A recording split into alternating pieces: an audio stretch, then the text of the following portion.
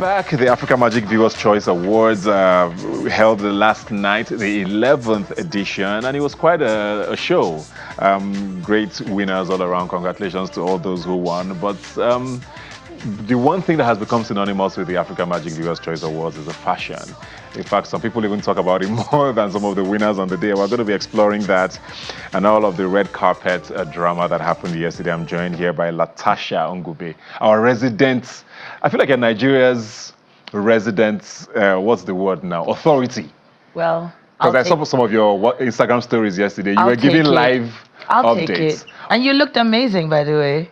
Thank you. You actually looked very nice. I wanted to start off with that because a lot of people have started associating the AMVCAs. I don't know what the theme. I don't know whether it's because the Met Gala happens just before it. Listen. But there's a belief that wearing a black tuxedo, for example, is boring for what would be a movie night of class, you know? So, I mean, I saw some people say, "Hey, Buka, this is on our," like maybe they wanted a cape on top of the suit or whatever it was. An eagle, perhaps, on the cape. So what do you think of what it has become? Because there's also the counter-argument that Nigerians are flamboyant. So you can't restrict us to a black tie sort of dress code. Where do we find the balance then? Because you can't restrict us, to be fair. Well, I hear everything, and there are valid arguments in each pocket. But I will say, first of all, shout out to everybody. Shout out to the MVCA for putting together a stellar event for the last 11 years. I mean, this is... Because it's tough. It is very tough. In Nigeria, it's even tougher. It is very expensive. It's very time-consuming and very stressful. This is arguably the biggest award ceremony on the continent, period. Everybody looks forward to it. From like January. Absolutely. You can't imagine how stressful it is for me as a fashion lover because the Met Gala is typically every first Monday in May. I'm born in May and my birthday is on the 8th. So this week there was the Met Gala, there was my birthday, there was AMVCA back to back to back, and I'm like, a lot is happening right now. Speaking to what you said about the simplicity, in quotes, of outfits, I can see how people will say Nigerians are flamboyant, this and that, but the truth of the matter is that there is always a place for classic dressing. There is a place for sophistication. Fortunately or unfortunately, we have a culture where seamstresses, tailors, designers are part and parcel of, you know, the fabric of our society and, you know, the way we dress and everything. And because we're very celebratory people, there's always something to wear. There's always somewhere to go, a dress in wedding, naming ceremony, death, this or that. So we have already blurred the lines when it comes to Asoebi, and you are part of the problem. From Banky W's wedding, you have been part of the problem. That was a wedding. Oh, it was a wedding. Now look at it. You have given birth. They have taken it. You have 1 decade later. Let's get look at it. Let's get into it. But that's what I also tell people. The events and time matter. Yes. You know. But let's get into it now. Last night, who stood out for you? So for a number of reasons, of course, first place in terms of standing out. Okay, let's start with the worst.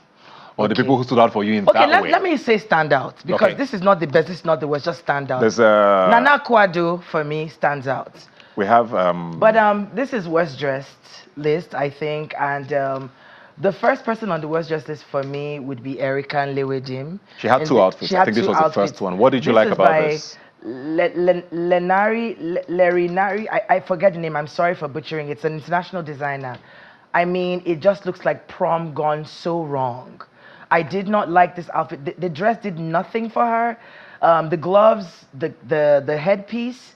I saw on the red carpet that when she was asked who styled her, she said she styled herself. It's evident. This was a time where she badly needed a stylist, and this was not well thought out. But her second outfit was... Her second outfit was a much better recovery. I don't know whether it was a last-minute hookup with the designer. It was Wisdom Franklin, by the way. It was miles better than this, but this was not Wisdom at Wisdom Franklin best for me. Okay. I think it would have needed more cohesion. I don't think it was custom made for her. I think it was just like a last-minute pull, whatever. But that was not a good look for her. No. What about for the guys? Who didn't impress you? Sorry. The second person that was worst dressed was Papaya X. She came as a banana. I don't know what's going on there. It's a very fruity affair. There was bananas on the bust area. She was peeled out of it. She was holding a banana. It was bananas. It was bizarre. Very much so. The designer for this, I believe, was extra queen. But you could tell she designs. was going for shock factor. I mean, because she did a video where she was trying yes, to she eat the was banana mimicking and it the was, you know. I mean, again, this is supposed to be a very classy event. The problem here is that there's too many people going for shock factor at an event that requires a lot of like poise, grandiosity, you know, elegance, and an evening of celebration. And I fear that people are really beginning to, because I got a lot of people in my comments saying, oh, this is Met Gala worthy. Darlings, the Met Gala is a costume event. And celebrities don't wear what they wear to the Met Gala, to the Oscars. No, they do not. They certainly do not. Neither do they wear what they wear to the Grammys, to the Oscars. Everything Either. is There's a different. time and place, and you can see it in the red carpet. But let's move on to the guys for the worst dressed. I think. Which of the guys gave you the shock? I mean, we have Dame Desmond, Desmond Elliott. I saw him on the red carpet. How did he look on the red carpet? So he called my name, and I turned, and I saw this because there were cameramen around, and then I looked. I was like, interesting. Oh. You know, I mean, I would never have expected it from him. I think he even had a hat He as did have a well. hat. I mean, he's not just an entertainer; he's a politician. For him to want to pull this off was quite interesting. Would to me. you wear that? No. Okay. It was terrible. I thought it was terribly executed. And he's a Nollywood legend. He's a veteran by every. I love Desmond Elliott. He's actually a very good friend of mine. I wrote about the look. I was like, I could not understand what was going on. I don't know what that was about. But even if that's the direction you want to go, because I have seen men who can make this fashion. You know, there are people who can pull it off. You actually could pull it off. It just needs to be well executed. The shape of the skirt was terrible. There were lumps in the back. It looked like there was a corset. I'm confused. I'm not sure what's happening. Even when he posted, the way he posted it was like, I don't think he was convinced. So he didn't convince us. For sure. And I know I think he hasn't been to the AMVCAs for a while. So it was like a comeback. You people must see me. Now he and needs I to guess go he back. got it. Let's look at some of the best dresses that stood out for you. Females. Oh, I believe that I had a second worst dressed. Okay, you had it. Oh, who was that? White Money, Otamieme. Oh. Yeah. Okay. That was bad. In fact, when I wrote about it, he actually DM'd me and said, God, I beg you. And we had a good laugh. Because I don't know him personally. And we had banter. Then he told me he ate. Yes, that's it. I said, honey, you ate meat pies and sausage rolls. And I think he made his outfit himself. He did, or he designed it. He told me he designed it. He said he was Igbo Scotsman. I'm like, I still don't get the reference. I don't know. Ebuka, by the way, was there a theme? So, not that I know of. I don't know that there was a theme. Why are people saying the theme was technology? Oh no, I didn't get it. Let's go to the best dressed women, like we said. First, I think it was Anita. Anita. Oh, Anita green. Oka. Anita Anita Oka Oka looked lovely. She was wearing First Lady. Look at that outfit. This is clean. Yes. This is elegant. Look at her hair, the updo, the minimalism. But then there's still a little bit of drama. The colors. Just the right amount of drama. Just right. Perfect. She's not necessarily an active actress. She's a reality star. But this says, I know my place. I'm here to have a good time. I'm here to celebrate others. This was so award worthy. Loved it. All right, let's see who's next. She looked really good. I actually saw her as well. She looked good on the carpet as well. And she's really tall. She is very. And she flowed very well. I mean, you know what? You know the stuff. This is Doing. So Doing this had this Mother Earth thing going on. I believe the name of this designer is Mamadi Couture. I don't know if it's a Nigerian designer. Props for creativity. I mean, it really looked like roots were growing out of the dress. It looked like there was foliage going on. It was very creative. I liked her hair.